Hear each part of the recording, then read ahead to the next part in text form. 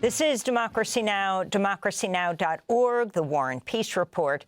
I'm Amy Goodman in New York, joined by Democracy Now!'s Juan Gonzalez in Chicago. Hi, Juan. Hi, Amy, and welcome to all of our listeners and viewers across the country and around the world. We begin today's show with Greg Grandin, history professor at Yale University, Pulitzer Prize-winning author, whose major new book is out this week, América, A New History of the New World. He describes as a, quote, history of the modern world, an inquiry into how centuries of American bloodshed and diplomacy didn't just shape the political identities of the United States and Latin America, but also gave rise to global governance, the liberal international order that today many believe is in terminal crisis, unquote. The book spans 5 centuries, from the Spanish conquest to the first Latin American pope, Francis, who was the Archbishop of Buenos Aires, Argentina, and just happened to die at the age of 88 the day before the book was released. The Nation has published an excerpt from América in a piece headlined, Pope Francis Upheld the Spirit of Liberation Theology. Greg Grandin also has a new piece for The Intercept that draws on the book headline, The Long History of Lawlessness in U.S. Policy Toward Latin America. He won the Pulitzer Prize for his book, The End of the Myth, From the Frontier to the Border Wall in the Mind of America. Professor Grandin, welcome back to Democracy Now! Congratulations on the release of your book. I want to begin with that incredible moment in the White House, in the Oval Office. There is President Trump sitting next to the Salvadoran president, who calls himself a dictator, Nayib Bukele. And the moment of the United States and El Salvador, what this represented in the culmination of U.S. Salvadoran relations, even going back, and I'm sure you're going to go back further, to the 80s, when the U.S. supported the paramilitaries and the military in killing so many tens of thousands of Salvadorans. And now the relationship is around this notorious mega prison, where President Trump says he no longer has control over people he sends there. Yeah. Well, what struck, a number of things struck me about that encounter in the White House. One was, you know, as you mentioned, Latin America is famous for the kind of form of political violence called political disappearance, in which people were literally just kidnapped off the street and disappeared by security forces. And back then, an element of that kind of crime was the government would deny any knowledge of it, and obviously that wasn't true. The government and the security forces were deeply involved in carrying out and executing the disappearances, but that deniability created another element of terror, the uncertainty where their loved ones have gone, whether among the relatives, among the survivors of the people who were taken. You know, government officials, people would waste their time going through labyrinth bureaucracies, asking questions, and the government officials say, who knows, maybe they went to Cuba, we don't know. And what struck me was Bukele is like, there was no deniability this time, right? Trump and Bukele was like, we got him, we know where they are, and we're not going to give him back. That kind of FU impunity is a different kind of terror, a different scale, right? That, you know, if the uncertainty of that first wave of disappearances created a kind of horror and suffering among people, this kind of performance of omnipotence. We have them, and you can't do anything about it. I also was struck by the glee in which they talked about it, the joking about it, like as if they were just talking about, you know, not even human beings. The dehumanization, that was another thing. And let me just also say, this is a little bit of a tangent, but Bukele does like to joke around and with a little bit of irony, although it's not ironic at all because it's true, that he's a dictator. And you know, when FDR visited, Franklin Delano Roosevelt visited Vargas, the president in Brazil, who was a dictator, but was also building a kind of social state. He was a backer of social rights and expanding kind of social welfare to the working class. When Vargas and FDR met, there was a little protest against Vargas. Vargas whispers to Roosevelt, "They call me a dictator," and Roosevelt whispered back, "Me too." And so they were joking about being dictators, but in a completely different circumstance, in the sense that they're building social rights, they're building a social state, they're expanding economic, welfare states and social rights to people. We have two people who are talking about themselves as dictators and acting as dictators as they dismantle what's left of the New Deal. And Greg, of course, you're familiar, you've written in the past about this history of lawlessness from the United States with regard to Latin America. And it seems to me that just the same cavalier attitude that was evinced in this discussion in the White House has been pretty much part and parcel of U.S. policy. We're facing now, for instance, Trump talking about taking back Panama, and in fact, there are actually more U.S. troops now in Panama. Quietly, the Panamanian government has allowed some of the old military bases to open up again as a result of the pressure from the Trump administration. Yeah, and they'll soon be in Ecuador also. Ecuador is, vying to be a second El Salvador in the sense of a kind of security outpost. This is all in the context of, in a way, of losing Colombia. I don't know if they've lost Colombia permanently, but a left-wing Gustavo Petro was elected president, and he was an old insurgent, and Colombia kind of no longer serving as a kind of forecastle of U.S. power in the region, and the United States now constituting El Salvador and Ecuador as these kind of places in which they're projecting military power. I mean, the bigger question here is if the United States really has given up its role as superintending a global liberal order, and the world is reverting back to these kind of spheres of power competitions, then Latin America becomes centrally much more important to the United States as a source of resources, as a security perimeter in which being able to use certain countries as military bases. It becomes that much more important as the world kind of fragments into these spheres of influence, Russia and China and whatnot. And so we'll see a lot more of that, I think, in Latin America in the coming years. I'm wondering, I wanted to ask you specifically about the role of Guantanamo, because most Americans don't really grasp the fact that the United States is holding a military base in Cuba, really against the wishes of the Cuban government still after all of these years. What allows this to continue to occur? Well, what allows it to continue to occur is just absolute raw power, the power of the United States. And the United States, when it took Cuba and it took Puerto Rico and the Philippines and Guam in 1898 in this war, Spanish war against Spain, it carved out Guantanamo as a military base, as a coaling station, and it had an end date, and I think that end date passed for the least. But once the Cuban Revolution happened in 1959, the U.S. ignored it and just kept Guantanamo and as its own kind of enclave within the revolutionary island. And of course, Latin America has long been a place in which the United States, as a growing empire, has used as a receptacle to cast off its unwanted or the people that are considered kind of outside the pale of belonging to the nation.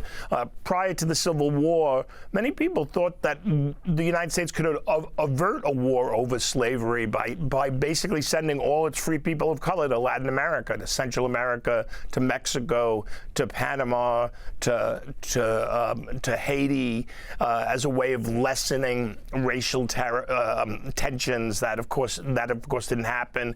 In the 1990s, Guantanamo became the place where the U.S. held refugee Haitians following that country's coup against Aristide in inhuman conditions. And then, of course, during the War on Terror, Guantanamo became synonymous with with a war that legal categories could no longer kind of organize, right? So there was no term for these prisoners who didn't belong to any, or we weren't fighting their nations, we were fighting them. So it came up with enemy combatants, and Guantanamo became the place in which they were housed. So there's a long history of this, of course, and yes, it's on the island of Cuba, and the irony of that, since Cuba is one of the few countries that have long resisted U.S. militarism. And I wanted to, first of all, congratulate you on your new book, America, and also ask you why you felt that it was necessary to write this new history of the Western Hemisphere, especially at this time. Well, I thought there's a lot of books that look at the influence of Latin America in the United States, and and El Norte, and how the Americas are really all one. But what I was really trying to do is go a little bit further and think about how the tension between first the British and Spanish colonial system, and then between Spanish Republicans and the United States, gives rise to a set of political principles that become the foundation of the global order. When people think of the founding of the United Nations, or the founding of the League of Nations, or what they talk about, the rules-based order, they often look to Europe. They look to Europe's relationship with its former colonies, and that's the histories that get written. But in many ways, the ideas that become foundational to the world after the end of World War II were created in Latin America. When you think about it, Juan, the United States becomes a single nation on what they imagined to be an empty continent. Obviously, it wasn't an empty continent. Obviously, the Spanish Empire was still there. There was indigenous sovereignties across the plains and across the Rockies. And the United States revives the doctrine of conquest in order to justify moving west as fast as it can. Latin America comes into the world 6 republics, already a League of Nations. They come into the world already a United Nations. They have to learn. There was nothing like that in history. Europe wasn't like that. Europe was a collection of empires that monarchies that were then expanding their colonial reach, sending their gunboats into the Indian Ocean and flitting around China. Latin America was a true assemblage of bounded nations, and they had to learn how to get along. They both threatened each other, and they both legitimated each other. And they legitimated each other because if one republic could throw off Spanish Catholicism and declare itself independent, then another one could. But they threatened each other because under the old rules of law, what was to stop Argentina from doing what the United States was doing and said, we want the Pacific. Let's just send our settlers over across the mountains and start taking land from the Chileans or the Mapuche or whatever. But of course they weren't going to do that. They had to figure out a new theory of sovereignty, a new way of thinking about how nations live together. And one of the first things they came up with is the premise that nations aren't necessarily inherently competitive. They critiqued both the United States' doctrine of conquest, and they critiqued the old world's balance of power, the presumption that the way you achieve stability and stasis is by each nation or empire pressing their interests, and that creates a kind of countervailing force. They thought that was inherently unstable and would always lead to war. What they came up with was a vision of internationalism in which the first principle was that nations shared a kind of common purpose, a shared set of interests, and that they could work together cooperatively through diplomacy. They also came up with the idea that the boundaries of the old colonial system were the boundaries that they were going to accept. They may not be perfect, they may have been imposed by the colonial system, but that's what we have. There's no frontiers, we're not going to be pushing, and now in many ways this was a kind of an ideal type of vision. There was plenty of wars in Latin America, particularly in the 19th century, and skirmishes. Brazil wanted rubber, and that was in Peru, and there was lots of border skirmishes. But all of those skirmishes were negotiated under the premise that the boundaries were real, that wars of conquest and wars of aggression were illegal. And all of these ideas are what eventually makes it into the United Nations Charter.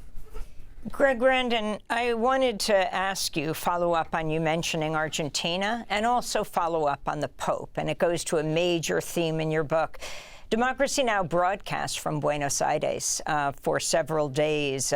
We followed the mothers of the disappeared in the Plaza de Mayo, in the women who lost their children and grandchildren, demanding to know where they were.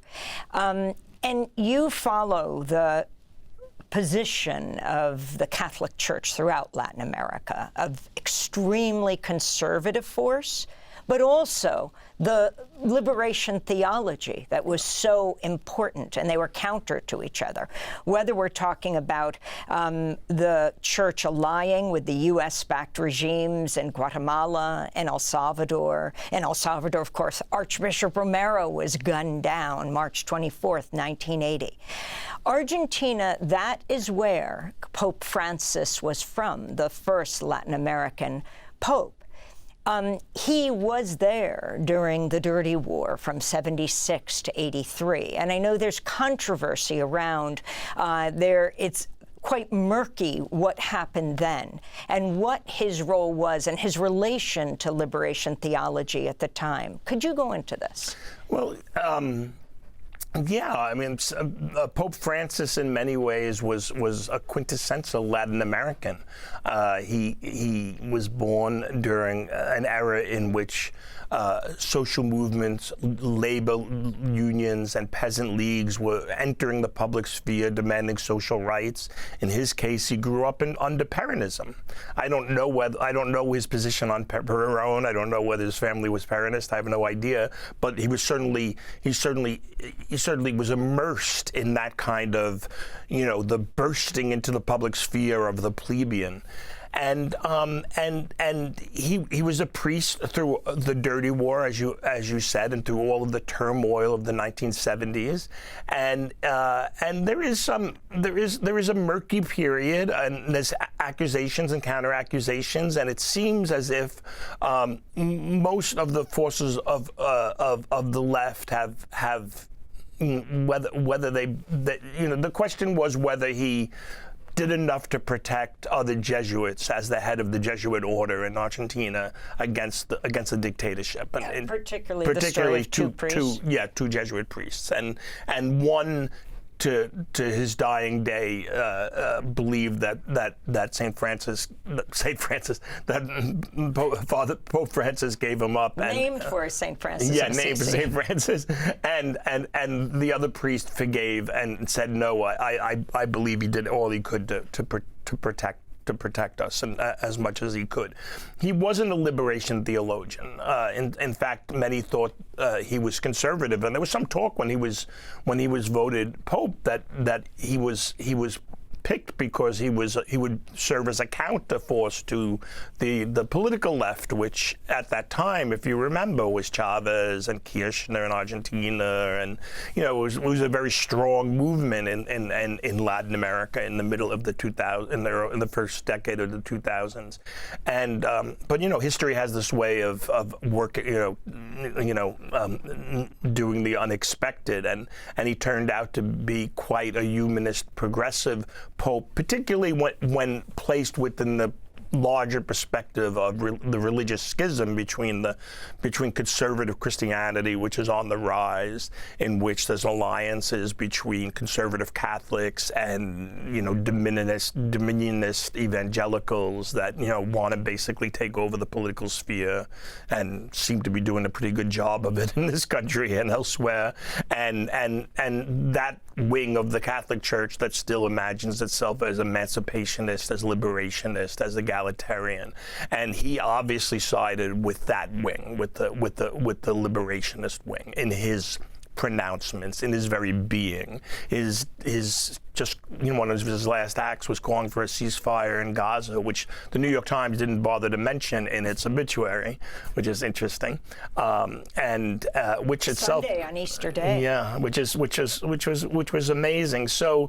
it was the same thing with Oscar Romero. When Oscar Romero was picked to be Bishop of El Salvador, he was picked because they thought he was conservative. They thought he would defend the status quo. The status quo. The landed class was very happy with Oscar Romero. And the experience of living in history has the tendency to radicalize people sometimes, and sometimes it radicalizes them in the right direction, in the more humanist direction, and that happened with Oscar Romero, and it happened, I think, with Francis. And he dies right before giving that speech, which is broadcast throughout El Salvador, Archbishop Romero, directly addressing the Salvadoran military. Sadly, the U.S.-backed Salvadoran military, saying, "I urge you, I beseech you, I demand you put down your arms." Yeah, it's quite a heresy, right, to order your military not to obey their officers. Greg, I wanted to ask you this debate between the humanist and elitist and conservative wings of the Catholic Church, as you note in your book, has a long history, and you spent quite a bit of time talking about the 16th century debates between two Dominican priests, Bartolomeo de las Casas and Francisco de Vitoria. What was the substance of that debate, and what's its importance historically, especially in terms of the impact that the native presence on America had on European thought? Yeah, well, the book does start with the conquest, and it starts with the conquest and all of its horror and all of its suffering.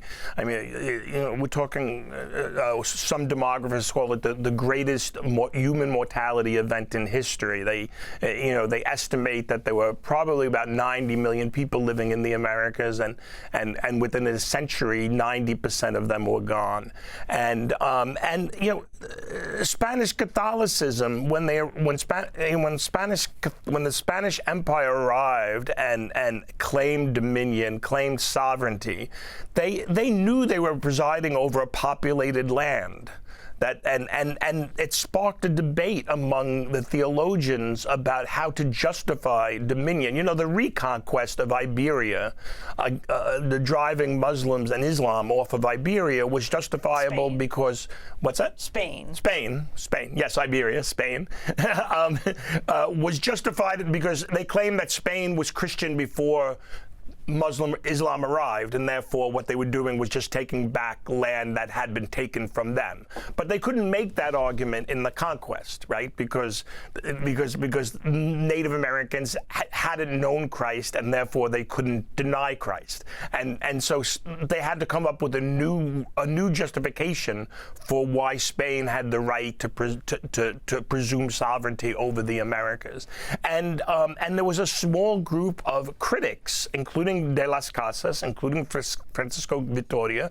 Most of them were Dominicans, also Franciscans, that began to argue that you couldn't find any basis of legitimacy. You certainly had no legitimacy to enslave them, And there emerged, in the face of the horror of the conquest and all its unimaginable suffering, there emerged a critique, a quite cohesive critique against conquest, against slavery, almost a critique that almost went to the point of pacifism, and a critique that insisted that all humanity was one. Bartolomé de las Casas is famous for a line, all humanity is one. The actual correct English translation was something, or the whole human lineage is one, meaning lineage from Adam and Eve. But he insisted on the equality of people. There was no difference between Native Americans and Europeans in his mind.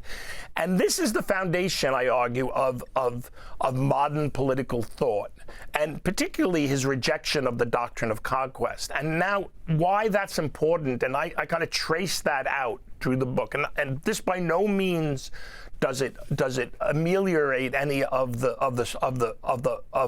brutality of the conquistadores and what they did, and the enslavement of Native Americans, and that greatest human mortality event in human history that I mentioned earlier. But it did create and consolidate a pole within the Catholic Church that continued, an emancipationist, abolitionist pole that continued. And why it's important for a couple of reasons. One is it was important for the nature of the Spanish Empire within the Americas, which I can come back to. But later on, when Spanish American Republicans begin to break from Spain and set up their own independent nations, and then have to start contending with the United States, which is reviving the doctrine of conquest to justify its expansion west. These Latin American intellectuals and political leaders had already at their disposal a fairly coherent critique of conquest, a fairly coherent critique of slavery, that what had been applied to Spain, they then applied to the United States. And it's that tension and it's that kind of persistence of this ethic that becomes the foundation of the international order. Now, I'll also say the other thing that's specific about the Spanish Empire is that the Spanish Empire the Spanish Empire knew it was an empire over people. Native Americans were the main thing. They were the people who extracted the wealth out of the Americas and created the world's first universal currency, but they were also the center of Spanish moralism. They were, what the Native Americans were, as they were defined by theology, is what justified the Spanish Empire. Now, when you jump ahead a couple of centuries and you get to British colonialism, there's no discussion about Native Americans. There's no discussion about, the justification of how to justify colonialism. In fact, the London Company in 1607, when they were sitting around, they had a meeting and they said, well, maybe we should issue a document that justifies Jamestown and justifies what we want to do in New England, and I have this debate, and fully aware that for a century the Spanish have been debating this for a century, and they basically come to the conclusion, the Spanish priests, the Dominicans, and the theologians have been debating this for a century, and they still can't come up with a workable justification for Spanish conquest. So maybe it's better we don't say anything at all. We just keep our mouths quiet and just do it. So that evasion of responsibility is a major strut in the book. We're going to break and then come back to this discussion. I want to talk about the role of Latin America in fighting fascism from the 30s until now. And also I want to ask you about the radical journalist Ernest Gruning. Greg Grandin is our guest, history professor at Yale University, Pulitzer Prize-winning author, whose new book is América, A New History of the New World. Stay with us. This is Democracy Now!, democracynow.org. I'm Amy Goodman with Juan Gonzalez. We're spending the hour with history professor from Yale University, Pulitzer Prize-winning author, whose book is out this week. América, A New History of the New World. Professor Greg Grandin is our guest. So let's talk. We talk about, Orban and Hungary. We talk about Holocaust. We talk about those who fought fascism. But it isn't as much talked about those who fought fascism in Latin America and its key role, and what the United States, and especially those who are fighting the authoritarian tendency, can learn from our southern neighbor? Well, Latin America had the good fortune of getting to fight fascism just as the New Deal was consolidating in the United States, and a shift in the way away from intervention, and a shift away from Washington defending U.S. capitalists and U.S. investment at all costs. So FDR had a much more eclectic approach to Latin America, and basically he gave the left room to maneuver in Latin America. I mean, Spain, in many ways, a lot of grand strategists were afraid that the Spanish, the kind of conflict that you saw in Spain between Franco representing a Spanish nationalism, Catholic nationalism, allied with Mussolini, allied with Hitler, and fighting a kind of more liberal currents with liberal and radical currents within Spain, was basically just a preview of a conflict that would eventually drift across the Atlantic and take over all of Latin America, because the sociology was very similar. Servile peasants, large landowners, a militarism, a kind of conservative Catholic hierarchy. Many people saw in the Mexican Revolution a kind of mirror of the Spanish Civil War. And many theorists felt Latin America could go either way. And this isn't even talking about the influence of Germany and Japan and Italy within Latin America. So Latin America was really on a knife's edge in the 1930s. And the New Deal, basically, and it's particularly the left-wing members of the New Deal, who were very much interested in Latin America, worked very hard to give space to social democrats and create a kind of really bulked liberalism to a robust conception of social rights and material improvement in people's lives as a way of countering fascism. Like, they didn't beat fascists just by calling them fascists. They beat fascism by offering an alternative, and that alternative was some form of socialism, or some form of social democracy, or some form of social liberalism. And in one country after another, this kind of variations on social democracy come to power and ally with the United States. And by the time the war starts, Latin America is pretty much, with the kind of exception of Argentina, is pretty much allied with the United States behind Washington. So when FDR went to war in 1941, he rallied not just his nation, he rallied the whole hemisphere. The United States really, and Latin America was indispensable to the United States. The United States didn't have to fight one battle for resources because it had Latin America.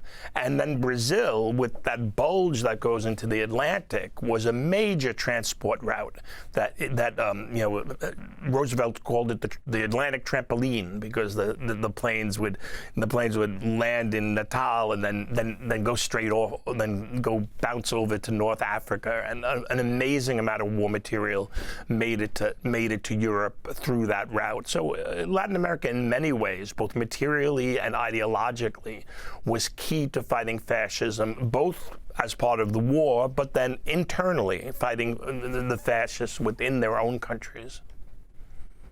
But Greg, there were, as you mentioned Argentina. Clearly, Juan Perón era was one that was at least sympathetic to the Nazis, and also the Trujillo dictatorship had a lot of sympathies and certainly for Franco and for fascism. Trujillo at one point had the assassination of a Spanish Republican, Galindez, the infamous Galindez case. He was assassinated at Trujillo's orders in the United States. So there was a current, a fascist current that eventually led to many Nazis settling in places like Argentina and Brazil after the war. Yeah, absolutely. And that's what I mentioned, that in many ways the fear was that all of Latin America would become Spain, there would be a Spanish Civil civil war throughout the whole of Latin America between the forces of progress and the forces of fascism, and that didn't happen. And in many places, it's because Democrats and Social Democrats came to power. In other places, like the Dominican Republic with Trujillo, is because they saw which way the winds were blowing, and they got on board with the Allies. And then after the war, as you said, it does become kind of, in some ways, a continuation of World War II. Many socialists thought that the fight against fascism didn't end with the dropping of the atomic bomb or European victory over Germany. That they had now that fascists were defeated in Europe, the fascists at home had to be defeated. The Trujillos, the Somozas, the Batistas. In the Caribbean, they created the Caribbean Legion, which they saw in. They didn't see it as like looking ahead towards the Cold War. They saw it as a continuation of World War II, that we're going to build a Caribbean Legion and we're going to take out Trujillo, we're going to take out Somoza, we're going to take out Batista and all the little Hitlers that are still kind of, populating Latin America. And of course, that didn't happen. What happened was that the Cold War shifted the terms of debate, and the United States shifted its support away from Social Democrats and the idea that democracy and development went hand in hand towards an idea that order and stability and development went hand in hand, and began shifting all of its surveillance activities away from fascists and towards communists and towards the left. And of course the irony is that during World War II, the United States invested all of these countries with enormous capacity, military capacity. There was a Lend-Lease program in Latin America where Chile got military equipment and Brazil got military equipment. And after the war, those weapons were turned on the left. There's no better example of this than in Chile in 1948. Chile, a Popular Front government was elected in 1947, but then there was a militant strike in 1948, a miners' strike in 1948, and the government turned from the kind of ethos of the Popular Front to putting down the miners' strike and basically mobilizing airplanes and military warships to destroy and occupy large portions of northern Chile. And involved in that was a young military officer named Augusto Pinochet, who began rounding up strikers and putting them in a prison camp in northern Chile. So you see how all of this military weaponry so the line between fighting and facilitating fascism in Latin America was always very fungible.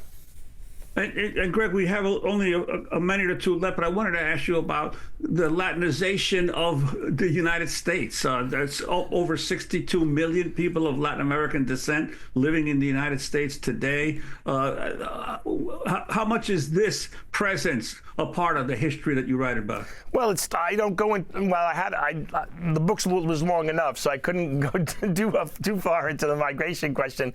But certainly, and they bring with them the same kind of polarization, same kind of conflicts. I mean, they revitalized union movements in Nevada and Los Angeles. And when Latin Americans, they come to the United States, they don't think that democracy means just individual rights.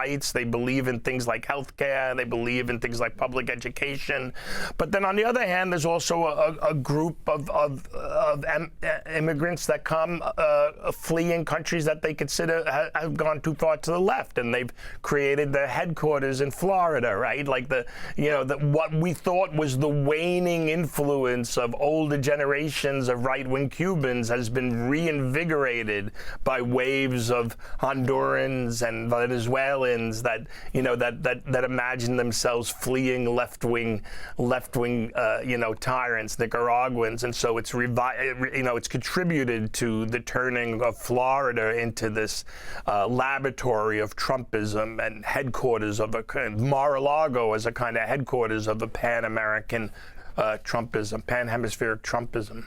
What shocked you most in researching this 700-page epic work? Oh, well, I guess what struck me most, what I was so surprised with was how the good neighbor, we know the good neighbor policy as a phrase associated with Franklin Roosevelt as his treatment of Latin America, but it was also the phrase that they used as to get out the vote in his 1936 re-election. And it became the Good Neighbor Leagues was set up as a counter to the Liberty Leagues, explicitly anti-fascist. They were meant to embody a certain kind of cultural pluralism and acceptance of the diversity of the nation. And they were understood explicitly as an alternative to the white supremacist Liberty Leagues.